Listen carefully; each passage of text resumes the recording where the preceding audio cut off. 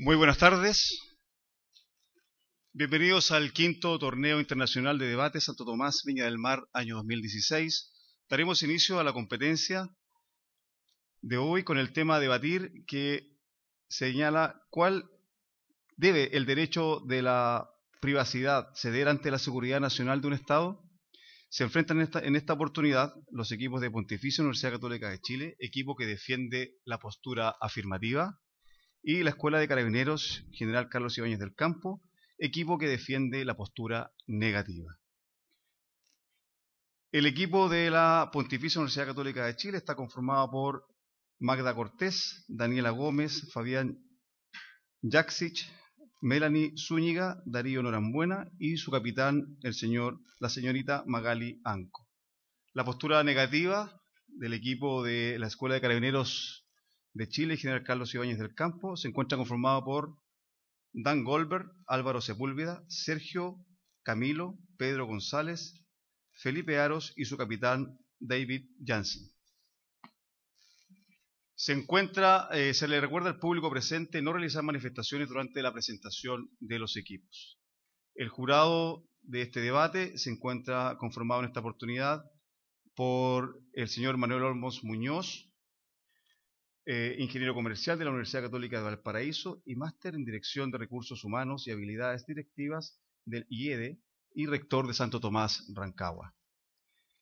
La señorita María Isabel Puerto, ella es abogada, profesora de Derecho Internacional, licenciada en Derecho y Ciencias Políticas por la Universidad de Salamanca y licenciada en Ciencias Jurídicas por la Universidad de Chile.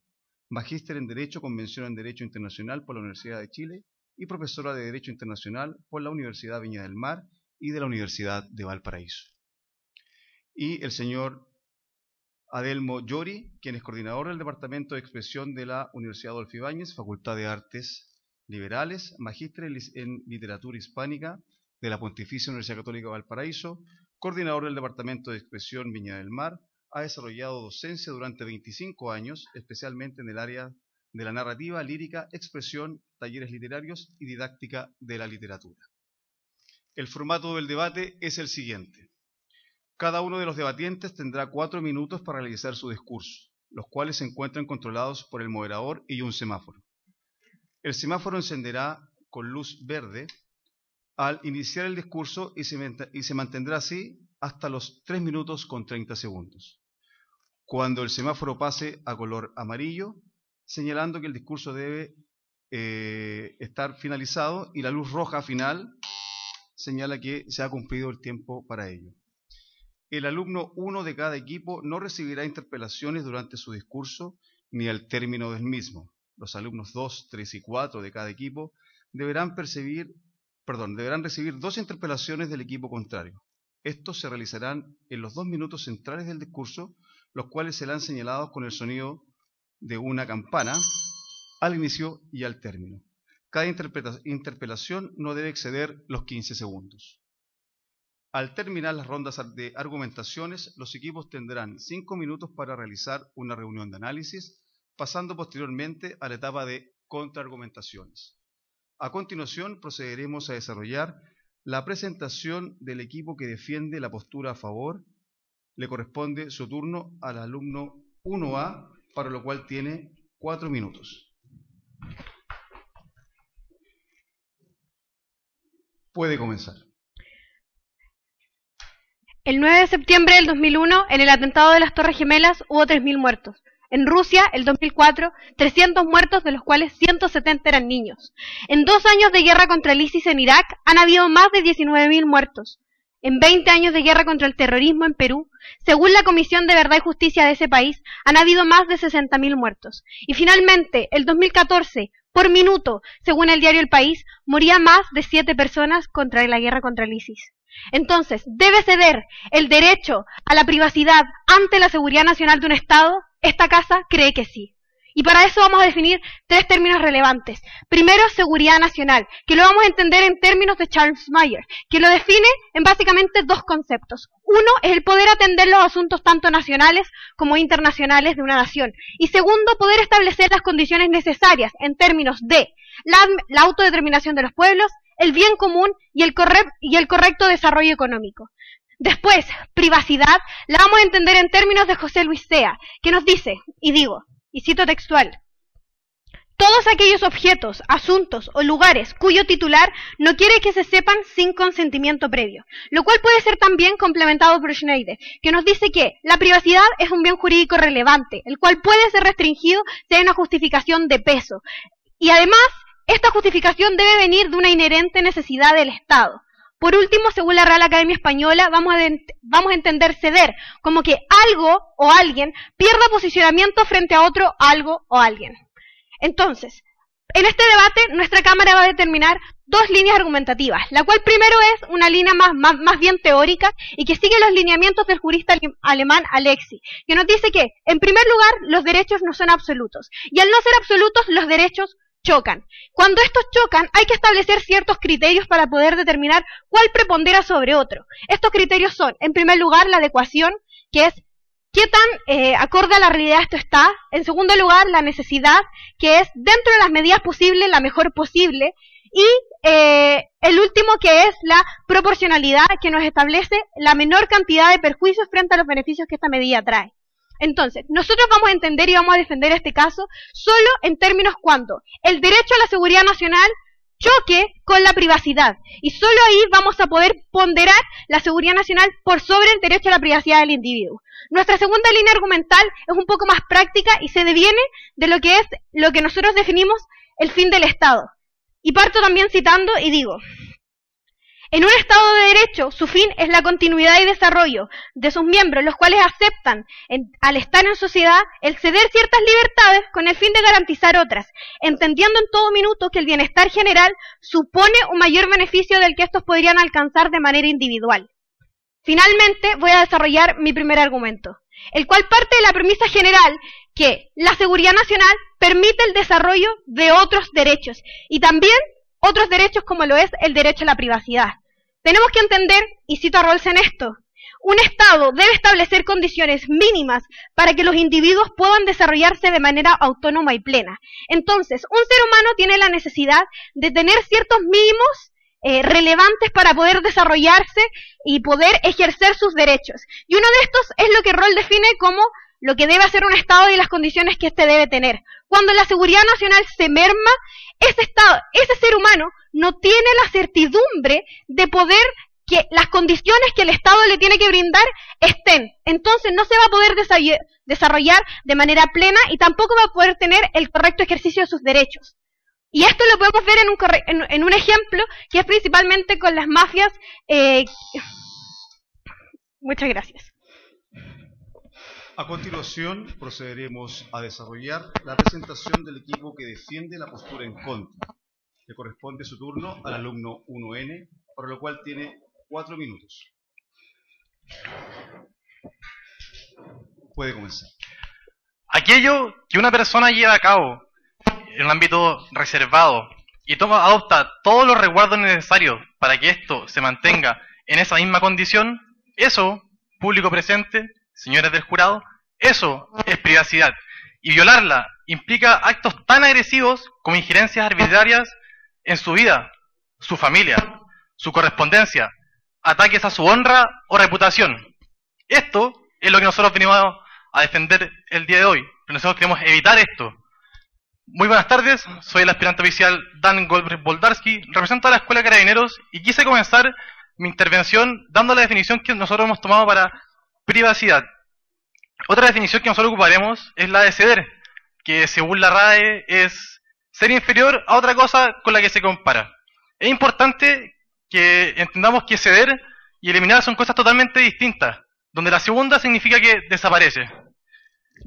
Bueno, como nuestra contraparte ya definió lo que es seguridad del Estado, y a raíz de esto ellos quieren coartar ciertos derechos, como el de la privacidad, nosotros vamos a pasar a definir lo que consideramos más apropiado, lo que es la inseguridad del Estado, donde decimos que es ese pequeño espacio que existe entre la línea de estar seguro y no estarlo, y que es provocado generalmente por personas o grupos de personas cohesionadas con la finalidad de provocar un efecto. Y nosotros tenemos miedo de que esa persona sea el Estado, sea un Estado opresor, un gobierno corrupto el que genere este temor. Ahora voy a pasar a hacer una declaración sobre un falso dilema que está existiendo en este debate. Si nosotros basamos el debate en personas sospechosas de un hecho delictual, estamos ponderando dos derechos, seguridad y privacidad. ¿Qué pasa? Cuando una persona está siendo investigada por un hecho delictual, no puede ejercer ciertos derechos. La privacidad, por ejemplo, el desplazamiento o el derecho de dominio. Pero todas estas medidas siempre son sobre el sospechoso. ¿Qué es lo que pasa? Yo hace unos instantes hice la diferencia entre ceder y eliminar. Esto porque cuando nosotros tenemos el derecho de privacidad, el derecho de seguridad, y me veo envuelto en una investigación por un hecho delictual, yo pierdo el derecho de privacidad. Por lo tanto, no tengo ningún derecho que ceder, porque mi privacidad la pierdo al estar siendo investigado. Bueno, a continuación voy a partir con nuestra línea argumentativa, la cual tiene tres argumentos clave. El primero es el incentivo perverso. El segundo, la verdadera inseguridad que existe. El tercero, la mejor forma de luchar por la seguridad. Voy a empezar explicando nuestro primer argumento, el cual es el incentivo perverso. Nosotros, a raíz de la historia, hemos podido ver que existen organizaciones, instituciones que han abusado de esta herramienta y han generado caos. Tenemos los ejemplos de la Gestapo en el Tercer Reich, la CIA o la KGB en la Guerra Fría. Incluso tenemos ejemplos mucho más cercanos, con ejemplos como DINA o CNI. Es por esto que nosotros creemos que al haber personas en esas instituciones que se jactaban de actuar en nombre de la seguridad del Estado, podemos generar de nuevo un ambiente inseguro y perverso en nuestro país. Ahora voy a desafiar a nuestra contraparte a explicarnos cuáles son las medidas que ustedes planean para poder... Muchas gracias. Continuando con la ronda de argumentación, le corresponde la presentación al alumno 2A, que defiende la postura a favor. Tiene 4 minutos. Puede comenzar. El primer argumento que voy a plantear tiene relación con el bien común y se desprende de la línea teórica planteada anteriormente por mi compañera. Lo que nosotros afirmamos en este argumento es que los individuos en sociedad tienen distintos derechos, y estos derechos, tal como dijimos anteriormente, tienden a chocar constantemente. Y es por eso que no podemos entender el bien común como la mera sumatoria de los derechos en forma individual, sino que debe ser entendido como el bienestar general de la población. Y entonces, entendiendo estos conceptos de esta perspectiva, es fácilmente identificable la seguridad nacional con el bien común, en tanto que la seguridad nacional, como establecimos anteriormente, apuntan a las condiciones generales para que el individuo pueda desarrollarse en sociedad. En cambio, la vida privada es un bien de carácter meramente personal. Entonces, al momento de priorizar, nosotros tenemos que optar por el bien de la comunidad, por el bien común en contra de la vida privada. Nuestro segundo argumento tiene que ver con el fin del Estado. Y respecto a esto me gustaría partir con una cita de Aristóteles que dice que el individuo fuera de la sociedad o es un dios o es una bestia. ¿Y por qué entendemos esto? Porque nosotros dijimos anteriormente que el Estado tiene dos finalidades principales. La primera de ellas es la misma continuidad y subsistencia del Estado, y la segunda apunta al desarrollo del individuo dentro de este Estado. Respecto de la primera línea argumentativa, tenemos que ver con que el Estado, para que los individuos permanezcan en él, el Estado para permanecer en el tiempo necesita de individuos, y para tener individuos es necesario establecer las condiciones generales para que estos puedan desarrollarse. Y vemos que en algunos casos, cuando no están estas condiciones mínimas, los individuos tienden a migrar hacia otros lados, como es los casos que actualmente vemos en Siria, en Yemen, donde estas crisis humanitarias, por no tener seguridad nacional, generan perjuicios. ¿Su punto, señor? Yo le quería hacer una consulta. ¿Puede existir seguridad si las personas se sienten amenazadas por la búsqueda de información?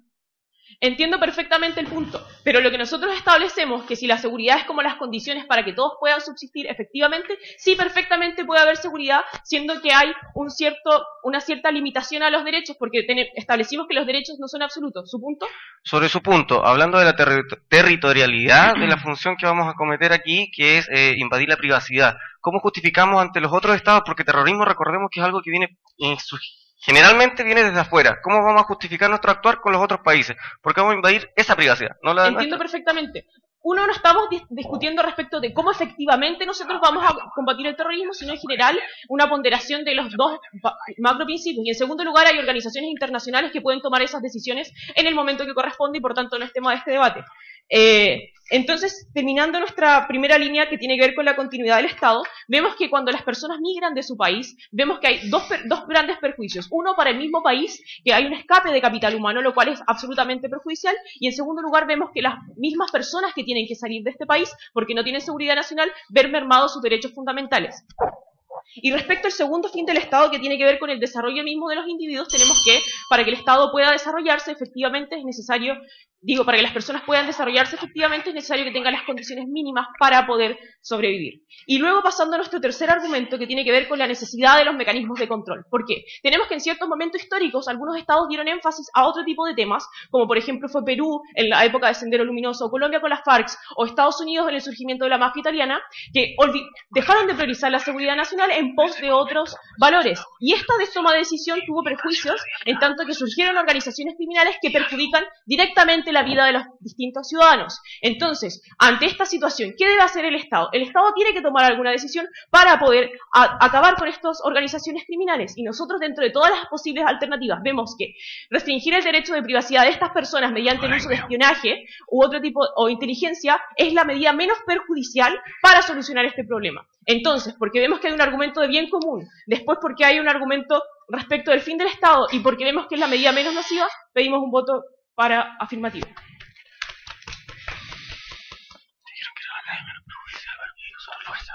A continuación, le corresponde la presentación al alumno 2N que defiende la postura en contra. Tiene 4 minutos, puede comenzar. Para comprender la inseguridad no hay que enfrentarse en ella, solamente tenemos que someternos a nosotros mismos. Alan Wilson, filósofo alemán. Bueno, continuando, mi nombre es el aspirante oficial Álvaro Sepúlveda Bustos y representando a la Escuela de Carabineros y siguiendo mi línea argumentativa, me corresponde y tengo como misión dar mi tercer argumento, que es la verdadera inseguridad. Según Thomas Hobbes, filósofo británico, el Estado es un ente creado por las personas, las cuales ceden sus derechos voluntariamente y democráticamente ante un modelo de Estado, el cual tiene por fin brindarnos seguridad, obviamente, y brindarnos el bien común. Pero, ¿qué pasa, señores? ¿Qué pasa si es que estamos frente a un Estado opresor? Solo ese punto. Múltiples mafias, como por ejemplo la Cosa Nostra en Estados Unidos, fueron derrocadas gracias a la invasión de privacidad de sus miembros o de sus personas afines. ¿Usted hubiera preferido que se mantuvieran estas mafias en el territorio estadounidense, amenazando la seguridad de la población, únicamente para no pasar a llevar el derecho a la privacidad? Nosotros, como usted ve, nuestro cuarto argumento va a ser los otros mecanismos en los que nosotros vamos a dar. Entonces, si usted espera un poco y nosotros les vamos a explicar, yo le voy a explicar obviamente los otros mecanismos con los cuales nosotros podemos suministrar información de otras personas, pero no meternos en la vida privada de la gente. Bueno, bueno, ¿qué pasa, como digo, si nos enfrentamos a un Estado opresor? Las personas se van a sentir inseguras, o sea, van a ver inocentes y culpables. A todos nos van a meter en el mismo saco. La gente no va a saber, se va a sentir, por ejemplo, ¿qué es peor? ¿Estar nerviosos por una amenaza que ni siquiera estamos seguros de que va a ocurrir? ¿O estar pendiente de que el Estado mismo te está espiando? Entonces, eso no nos da comodidad pública, pero como cuarto argumento, estamos nosotros planteando la mejor forma sobre su punto. Por favor. Recuerdo, orador, que aquí nos estamos presentando sobre un Estado de Derecho y además solo nos ponemos en el caso de la colisión entre ambos derechos. Bueno, nosotros estamos hablando algo de derecho. Yo le voy a explicar por qué nosotros, siendo gente infiltrada, podemos suministrar información, pero no simplemente violar el derecho a la privacidad. ¿Cómo? El Estado tiene recursos humanos, logísticos, económicos y de información, los cuales podemos suministrar para que la gente para que la gente se pueda sentir segura y brindar la seguridad para intervenir, pero de manera como, por ejemplo, más personas encubiertas. ¿Pero qué hace una persona encubierta? Nosotros, por ejemplo, metemos a un encubierto en una marcha. Nosotros le preguntamos, oye, ¿tú sabes esto? Y él sí, él nos va a dar la información. Pero nosotros en ningún momento nos estamos metiendo en su privacidad. Él está cediendo la información. No estamos violando su privacidad. Y bueno, básicamente, eso es lo que yo les quiero explicar. El Estado puede meterse en la vida de la gente, pero mediante la gente nos dé su información. O sea, sin meterse, no sé, a sus conversaciones o ver o violar su derecho de información. Así que, muchas gracias.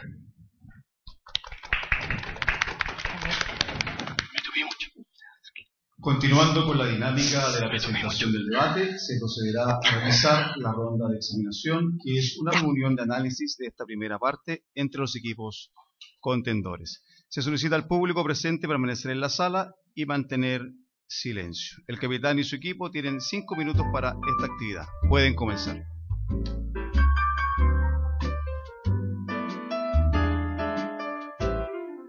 When you were here before, can look in the eye. You're just like an angel. Your skin makes me cry.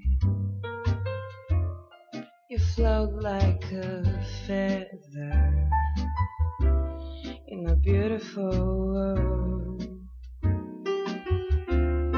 I wish I was special. You're so very special. But I'm a creep, and I'm a weirdo. What the hell am I doing here? I don't belong here. I don't care if it hurts. I wanna have control. I want a perfect body. I want a perfect soul.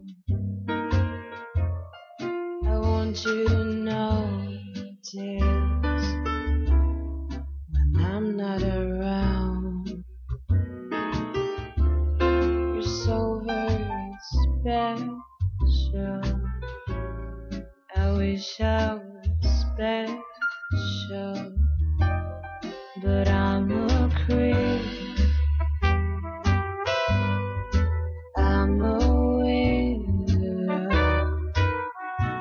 What the hell am I doing here? I don't belong here.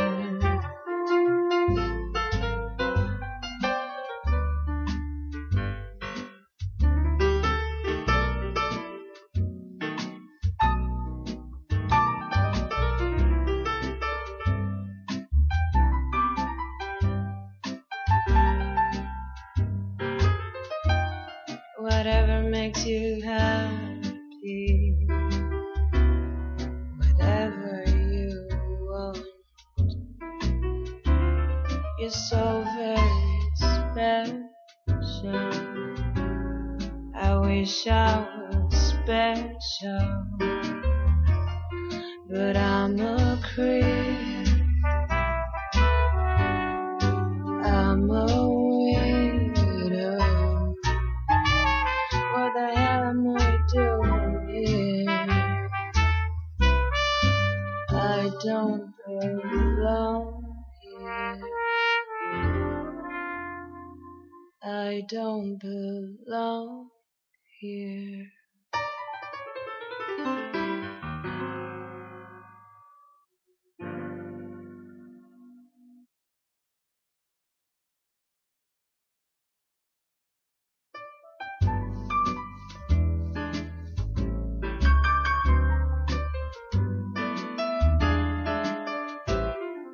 when you were here before. Can look in the eye. You're just like an angel.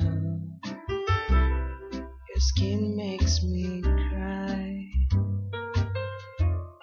You float like a feather in a beautiful world. I wish I was special. You're so very special. But I'm a creep, and I'm a weirdo. What the hell am I doing here? I don't belong here. I don't care if it hurts. I wanna have control. I want a perfect body. I want a perfect soul. I want you to notice when I'm not around. You're so very special.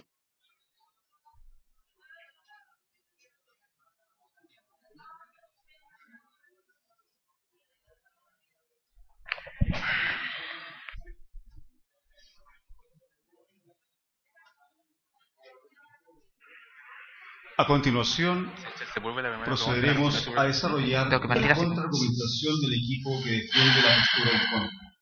Le corresponde su turno al alumno 3N, para lo cual tiene 4 minutos. Puede comenzar.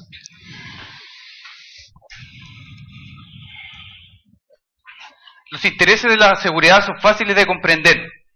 La vida y la integridad física están en juego, mientras los derechos a la privacidad siguen siendo más abstractas y vagas, provocando un desequilibrio entre dos derechos.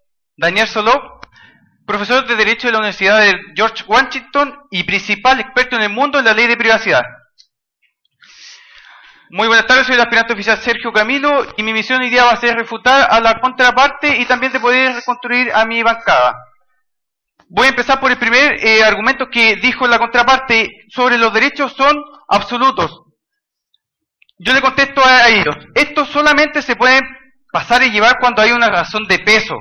En este caso, como hay otras alternativas, por ejemplo, el ejemplo de infiltrarse, y fue el punto que tomó un compañero mío, donde, ¿por qué cuando un agente encubierto ¿Sí sobre su punto? Los temas con privacidad se pagan con honor o cosas por el estilo o incomodidad, mientras que los errores en seguridad se pagan con vías humanas. ¿No le parece ahí que hay una razón más que suficiente para denegar el derecho a privacidad en pos de la seguridad nacional? No, porque lo que le estoy diciendo yo, si usted investiga a todas las personas de un estado para buscar quién puede ser o no alguna persona que atente contra el Estado, usted va a tener que violar la privacidad de todas las personas en forma de prevención, y eso nosotros no lo estamos buscando. Entonces yo sigo con mi argumentación.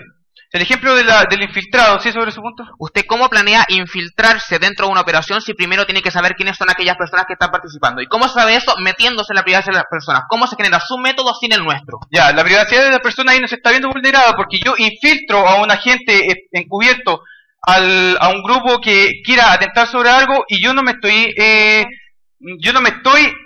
inmiscuyendo en su asunto. Yo al preguntarle alguna cosa, él me lo está diciendo y eso no es violar la intimidad de ellos porque él me la está cediendo, él me está dando la información, por si no le quedó claro. El segundo argumento habla sobre que ustedes dijeron es sobre la seguridad es importante para que las personas se desarrollen en un estado.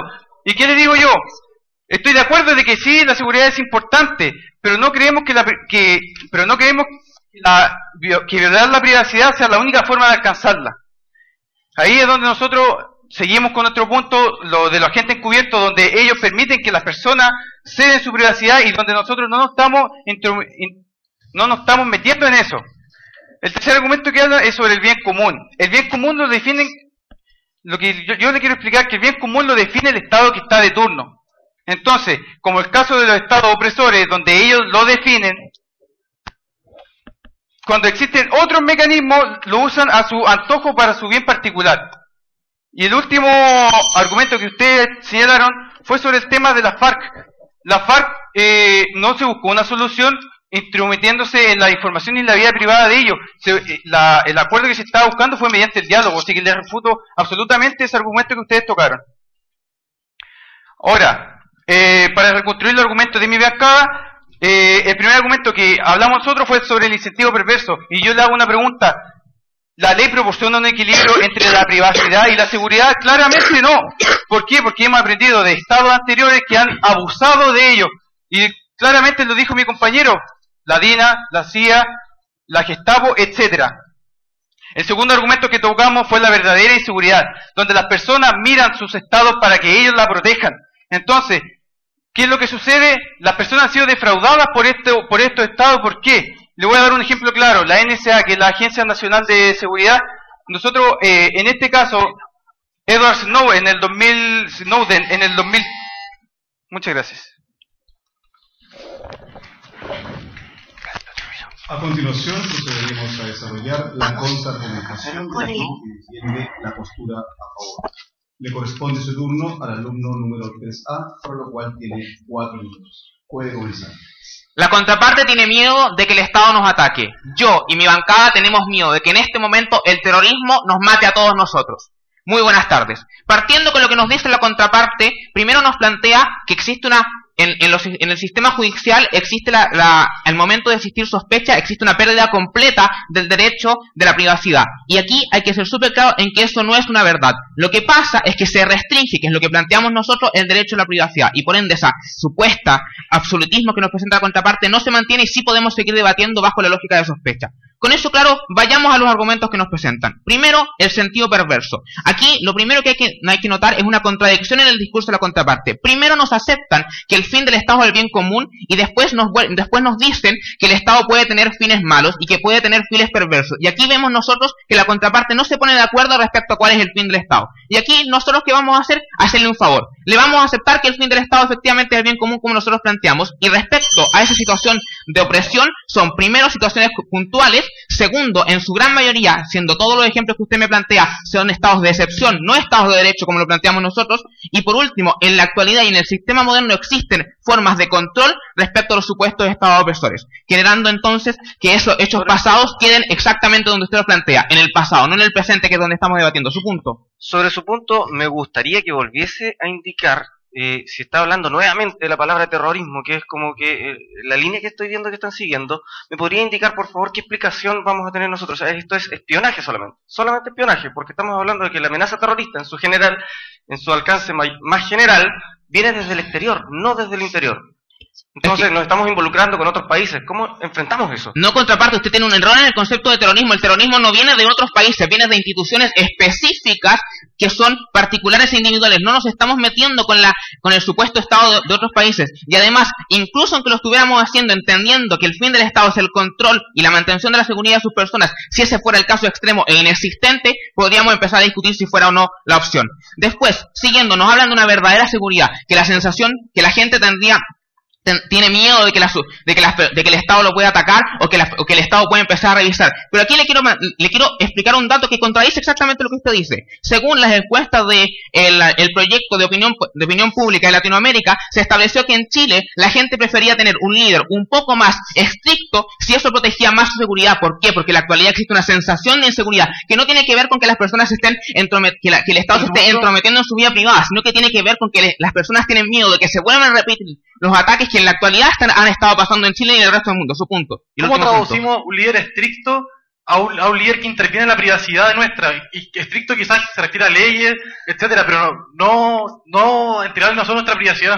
Lo que pasa es que aquí usted de nuevo vuelve a caer en el error. No es que nosotros como personas estemos entregando la privacidad en cualquier momento. Nosotros estamos entregando la privacidad por cuanto el Estado vea la necesidad de que nosotros como sospechosos tengamos que ceder. Así que por favor no me venga con el cuento malévolo de que el Estado va a estar revisando a todo el mundo como un espía absoluto. No, va a estar revisando a las personas que tengan la necesidad de revisar. Y por último nos plantean la existencia de otros mecanismos, que es la gran línea argumental y la gran línea de contraargumentación de su bancada, en donde existiría, por ejemplo, la infiltración. 2 puntos. Primero, la infiltración no funciona en todos los casos, por cuanto yo necesitaría primero el espionaje en ciertos casos para poder infiltrarme. ¿Por qué? Porque yo no puedo simplemente decir, es que yo sé de antemano que esa persona es terrorista y ese grupo es terrorista, por ende me voy a meter. No, yo necesito primero violar ciertas privacidades para poder descubrir. Y segundo, que cuando yo le estoy entregando a una persona, información a una persona que está infiltrada, yo no estoy haciéndolo voluntariamente de manera completa. ¿Por qué? Porque esa voluntad está viciada por cuanto yo no sé realmente a quién se lo estoy pasando. Y desde ahí, entonces sigue una violación a la privacidad y su mismo otro mecanismo se vuelve a nuestro paso. Por todo lo anterior, mantenemos la postura. Muchas gracias. Continuando con la ronda de contraargumentación, le corresponde la presentación al alumno 4N que defiende la postura inicial. Tienes 4 minutos. Perfecto, muchas gracias. Muy buenas tardes a todos los que se encuentran aquí presentes. Mi nombre es Pedro González y represento a la Escuela de Carabineros en la última etapa de nuestra presentación, y que consistirá básicamente en reafirmar nuestra postura y el por qué en este momento la balanza debiese inclinarse hacia nuestro favor.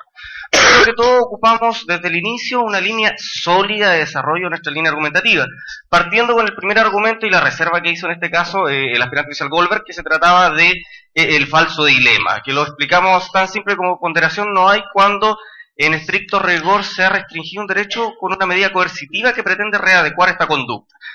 Pero eso es cuento aparte. ¿Por qué? Primero, el primer argumento que ocupamos nosotros fue el incentivo perverso. ¿Y esto por qué? Porque la contraparte al parecer lo que quiere hacer es hacernos tropezar con la misma piedra. Porque pese a que los antecedentes que les expusimos, que fue antecedentes externos como la KGB en su tiempo respectivo, ¿cierto? Y les expusimos también ejemplos más de nuestro país, como por ejemplo la CIA y la DINA, que son ejemplos claros de que personas individuales jactándose de actuar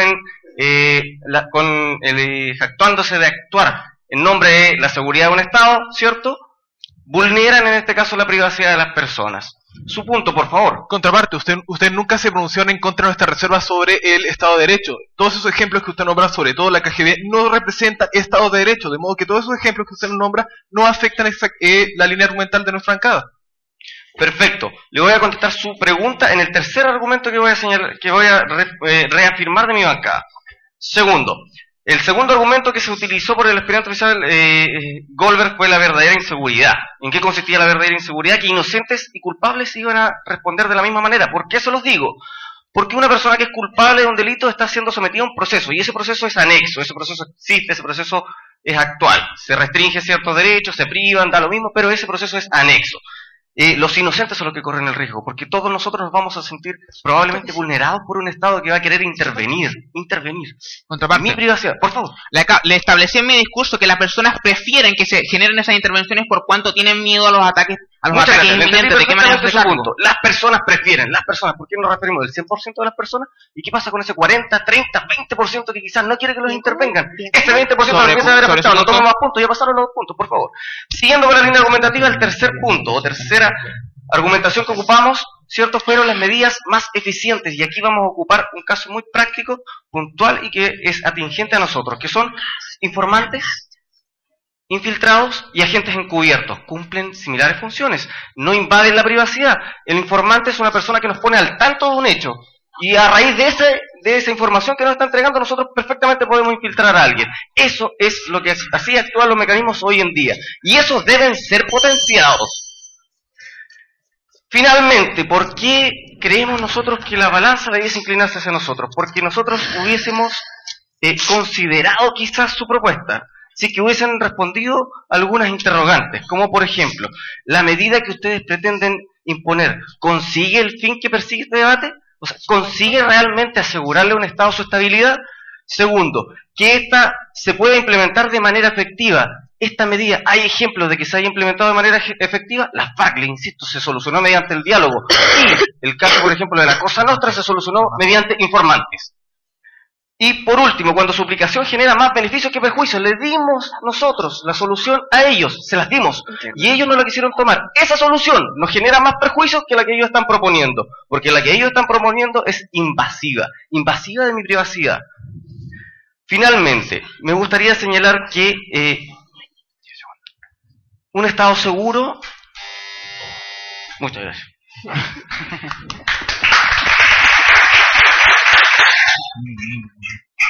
Finalmente, le corresponde la presentación al alumno 4A que defiende la postura a favor. Tiene 4 minutos. Puede comenzar. Bueno, antes de comenzar con la síntesis de este debate, vamos a entender que nuestra postura y nuestra bancada en ningún momento ha presentado una medida, sino que nosotros hemos defendido que es necesaria que la privacidad ceda ante la seguridad nacional, porque esta es más preponderante y es mucho más importante para el desarrollo del Estado mismo. Vamos a entender aquí los argumentos de la bancada contraria, en donde nos habla sobre el incentivo perverso. Nos dice primero que si es que hay un sistema en el cual se esté priorizando la seguridad nacional por sobre la privacidad, estaríamos incentivando a que agentes externos se aprovechen de esto mismo, por lo cual a nuestra bancada fue totalmente refutado este argumento y nos dijo que aunque existen mecanismos de control para esto mismo, por lo tanto no habría un abuso sobre este mismo, su punto. Sobre su punto, por favor, ¿cómo me asegura, y se lo vuelvo a reiterar, cómo me asegura que su medida es mejor que la mía, cuando su medida ha generado ciertos los antecedentes que nosotros ya les pusimos, y la nuestra ha generado resultados, que es el caso de las PAC, por ejemplo, con el diálogo, el caso de la Cosa Nostra, que es con informantes? ¿Cómo? Dígame, por favor, ¿cómo? Por supuesto que sí, con los argumentos que nosotros le hemos probado durante todos nuestros discursos, y además ustedes han sabido conceder, como por ejemplo que las consecuencias de la vulneración, las consecuencias de la vulneración y el bien común. Ustedes nos dijeron que el objetivo principal del Estado era el bien común, por lo tanto, si ustedes nos concedieron el segundo argumento, en donde nos dijo que había que preponderar si había solamente una situación totalmente importante,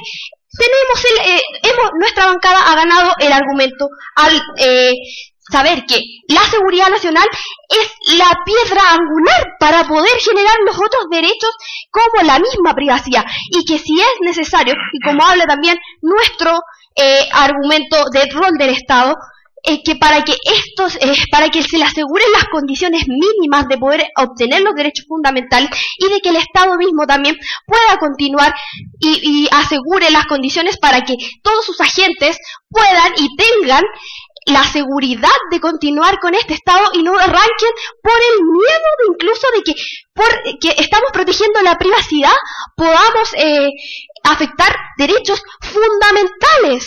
Su punto. Sobre su punto, está preponderando la seguridad nacional por sobre un derecho individual. En este caso, el bien común se puede llevar a concepción de base del derecho que tiene cada una persona a asociarse inclusive. ¿Cómo usted planea vulnerar eso, siendo que eso no te lo...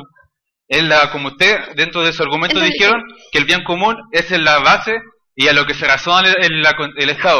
¿Cómo planea hacer eso? Ok, entendí muy bien su punto, y hay que entender que también un porcentaje minoritario de todo esto no va a ser el bien común, sino que nosotros estamos viendo el interés general, y estamos diciendo también, no estamos diciendo que la privacidad no sea un derecho que todos lo tenemos, pero estamos diciendo que la seguridad nacional es un bien al cual a todos nos competen. Por lo tanto, incluso si excluimos a ciertos personajes y se vulnera la privacidad en pos de la seguridad nacional, también vamos a estar protegiendo, y hay que entender que vamos a estar protegiendo a todos los ciudadanos, incluso a los que se les está vulnerando ese derecho mismo.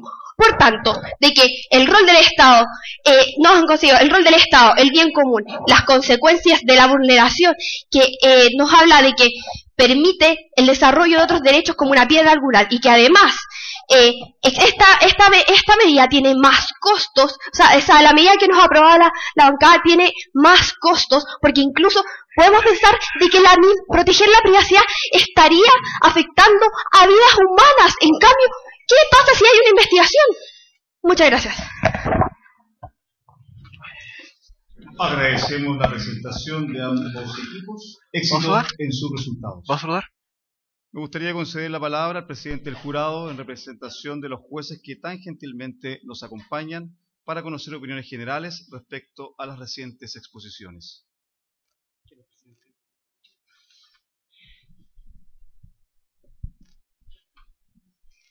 Bueno, buenas tardes, ¿no? Agradezco a la Universidad de Santo Tomás, ¿no?, que me haya invitado a este interesante ejercicio académico que, que es mi primera vez aquí y realmente me ha parecido apasionante. El tema precisamente además que del debate, ¿no?, es un tema de plena actualidad, ¿no? Sobre todo a partir de las revelaciones del caso Snowden, ¿no? Donde quedó patente, ¿no? La vigilancia masiva, ¿no? Que se hacía por parte de los estados, tanto de Estados Unidos como de ciertos países europeos, a través de programas específicos, ¿no? Para ello, ¿no? Sin distinguir precisamente, ¿no? Si era sospechoso o no era sospechoso, ¿no? También tenemos una relevante jurisprudencia ya, ¿no? A nivel europeo, defendida tanto por el Tribunal Europeo de Derechos Humanos como por el Tribunal de Justicia de la Unión Europea, ¿no? Donde precisamente habla de esta colisión, ¿no? Entre el derecho a la privacidad y la seguridad nacional, ¿no? Tan discutida hoy día, ¿no? También con respecto, sobre todo a partir de los atentados del 11S, ¿no? Y el desarrollo de ciertos agentes no estatales o grupos terroristas, ¿no? En distintas partes del mundo, ¿no? Y como vemos, ¿no? Lo que está pasando, por ejemplo, en Europa, ¿no? Entonces, bueno, creo que ambas partes han defendido sus posiciones, ¿no? Y poco. Sí, bueno, le permito darle la palabra. Un segundo, nada más.